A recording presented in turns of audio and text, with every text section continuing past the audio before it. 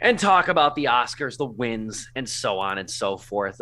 Dune won the most awards at 6. The Power of the Dog, which got 12 nominations, only got 1 award, and that went to Jane Campion. So she did win one of the big 6 categories. We had Will Smith obviously win for King Richard for Best Actor. Jessica Chastain won for The Eyes of Tammy Faye. This is the second year in a row that Best Actress went to an award went to a performer in a movie I think 15 people saw, because last year Renee Zellweger won for Judy. I missed The Eyes of Tammy Faye, as most people did. Troy Kotsur, who probably gave my favorite speech of the night, one for Coda. He's awesome. And that guy only has like 5 film credits to his name, too. Sad to say. He should get more, and I like to think he will. Because Oscar wins do a lot for your career. Ask Jean Dujardin. But moreover, Ariana DeBose won for West Side Story. That was another really good speech. That was the first speech of the night. That was a really good speech from her. Jane Campion, as I said, won Best Director. And your boy went 19-4 with picks. Now, Joe, I don't know if you have this photo on hand. I don't know if you have, and I hate to put you on the spot here. No, I do. I technically think I should go 20-4. Because I always post a picture of the bottle of chartreuse, because I drink chartreuse liquor on the night of the Oscars. That's my drink. I only have it once a year. And I posted my photo with my ballots, as I do every year. But if you look closely on the TV screen, your boy just happened to take the photo when Jada Pinkett Smith and Will Smith were getting interviewed on the red carpet. So I think I should be 20-4 and have the most Oscar wins I've ever had, at least the most picks correct, because I did kind of have a hand in foreshadowing that some stuff was going to go down later on in the show. That's just me. That was even, it's funny, that was brought to my attention by a friend. I did not even think of that. Even after all this happened, I didn't notice it until yesterday evening or yesterday afternoon, whenever it was. But as far as some general thoughts on the Oscars, I'll just say this, and I think Scott Mendelson touched on this very admirably in his Forbes piece. This felt like an Oscars that was really embarrassed by itself in a lot of different ways. Not airing 8 awards live, yet still running longer than it has in the last 4 years at 3 hours and 40 minutes. That proves that this whole let's announce these awards on Twitter and not give them the time of day. That proves that stunt was purposeless, meaningless, and should not happen again. That was crap. That was complete crap, and that probably would have led the show today had somebody not got assaulted on live TV. But the Bond tribute with no cast members and directors introducing it was categorically absurd. Nothing against Tony Hawk and Shaun White, but why the hell were they introducing the Bond tribute? That I don't understand. Nothing against them, but there was Dom brought this up, and I think Dom will have more thoughts on this too. The Godfather tribute. What the hell was that music? What the hell was that composition that was overlaid over the damn Godfather? That didn't make a lick of sense. And then you had probably, and I haven't watched every single Oscars in memoriam ever, you had probably the worst in memoriam I've ever seen too. They tried to go for like a celebration of lifestyle, but all it did was obscure the actors and the people and the crew members we lost this year, number one. Number two, who'd they choose? It was Sidney Poitier, Betty White, Ivan Reitman. Ivan Reitman to say something about. They picked those 3. Here's the other thing that's getting underreported too. The Jagoffs forgot Bob Saget. They forgot Bob Saget. That was a notable omission. They didn't have him in there. And then it was really, I'm going to say this, even before the slap. And then by that point, it took the air out of it for me, so much so that I think I spent more time on my phone than I did watching the thing for the remainder of the show. It was the least fun Oscars I think I've ever seen. Yeah. Everything was a total miscalculation. Joe, what say you? Man, there's just a lot of weird decisions. It's some of them that you brought up. The Godfather tribute having a weird trap remix that was interspliced, and it wasn't just one song, it was a ton of songs that kept breaking into it. It was okay, that was a weird choice. One that puzzled me, and I love Meg Thee Stallion, but why the hell did she show up for We Don't Talk About Bruno? But rather than continuing the song of We Don't Talk About Bruno, she just started rapping about the Oscars. And like I love the moment where her and like Zendaya have a little like, hey, what's up? Like that's funny, but like it was like what the hell is this?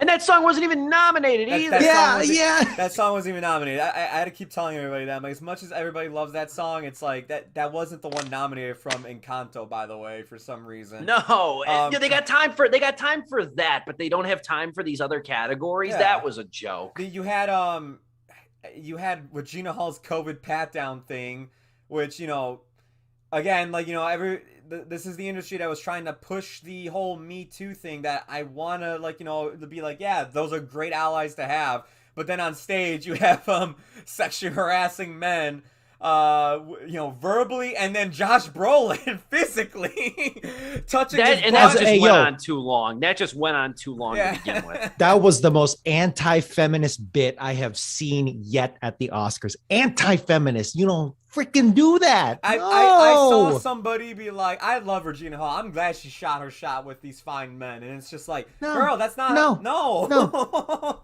Like, I love Regina Hall too, but like, man, that was an uncomfortable, and you could tell that there was a few of them who were like visibly there was Josh Brolin. He looked at Jason Momoa. There was like a long 5-second pause of him just looking at him. And then they're like, so anyways, the reward that we're giving out today. And then you had like the 3 or 4 guys she brought up on stage. It was Bradley Cooper and Simu Liu kept looking at the camera like, are they going to stop this bit or is this going to keep going? The other thing, and I kind of hinted at this earlier, was, what they did to the animators, like the whole night. Like Amy Schumer kind of like did a little joke. And I thought she actually had the funniest one, which was, I didn't watch any of the animated films because the only one my kids wanted to watch is the Disney one, which is Encanto, and they won't stop singing about We Don't Talk About Bruno. And I was like, all right, that's kind of funny. But it was when they finally did. This is supposed to be the animated feature film. It's supposed to be the animator's moment. They get up on stage, and first off, I thought it was funny. All 3 presenters are live action versions of the cartoon characters they played, which is Princess Jasmine, Ariel, and Cinderella. So Naomi Scott, the upcoming Little Mermaid, Haley Bailey, and then Lily James. And they all were on stage, and they, for like 2 minutes straight, were just ripping on like how, adult animation is just something that only made for kids. Like, it's not really like, a thing that like any grown-up really cares about and everything. And then you had Phil Lord and Chris Miller on Twitter being like, super cool to position animation as something kids watch and adults have to endure. Not like I've seen like, people I've worked with for years, work countless hours on animating one frame. And it was just like, you did that during the moment. It's supposed to be the animator's moment. And then they gave it to, of course, the Disney film that we all knew was going to win and everything. And it's just like, then you had the animated short film be not broadcasted. It was just like, dude, what a spit to the face this year for the animators in general. Like, that was so bad to me. I was just sitting there like, damn, Christ, you had Riz Ahmed win an award for his short film, and he was only nominated last year. Like... this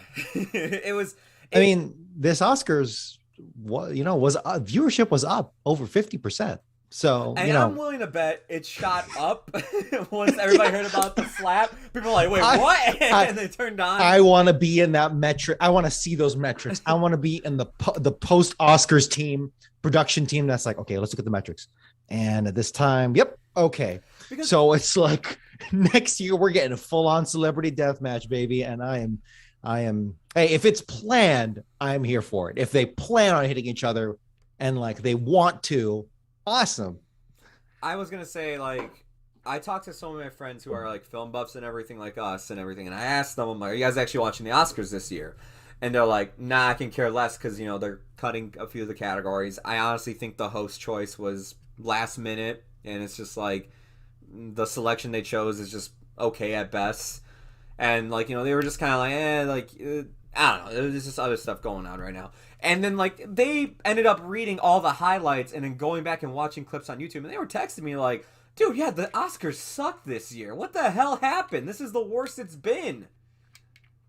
I've been watching this show for 14 years straight, and this is probably the most dour Oscars I can remember. And again, when I say that, I'm it's hard to take it out, but it's not even, it has nothing to do with Will Smith and Chris Rock. It has nothing to do with that whole yeah. No, it has. But as far what they planned sucked. And like this, the other thing too, you think about it this way, and I'm not saying the Academy wants this to happen again, but like Will Smith hitting Chris Rock was something completely unforeseen. When the Academy tries to manufacture these like moments to be viral or to try and get like, I don't know, viewership or just try to get cultural relevance back, it winds up falling flat on its face. Yeah. But it's these moments that are unplanned. The Oscars cannot stop dipping its hand in a tainted pot in the regard that they keep trying to tailor this show for a group of people that do not watch the goddamn show. Could you imagine being one of the writers that does these sketches and bits and shorts, you know, all this stupid ass shit, and then like Will Smith just literally slaps all of that work away, and it's like, none of it mattered because everyone's just talking about this. In a way, doing them a favor because what they did work on was unfortunately pretty damn bad. Yo, I want the PBS NewsHour hosts to just do the Oscars, just 90 minutes and just rattle off the goddamn winners, and like do like a cool 5-minute mini doc on like how sound design works. Have it be like just inspire instead of trying to be funny. I love this. I mean, like I said, my love has greatly diminished in the last couple of years, but like, I do really like the Oscars. There's a reason I want to dedicate a whole show to it, and you guys, you know, valiantly support it. But this show is too damn long. Yeah. This show is too long. And in a distracted culture that we are, 3.5 hours, and I love movies. This 3.5 hours and 15, 20, sometimes 20 minutes in between awards. Like they gave out like what, 2 awards in the first hour. It was unbelievable. It's so slow.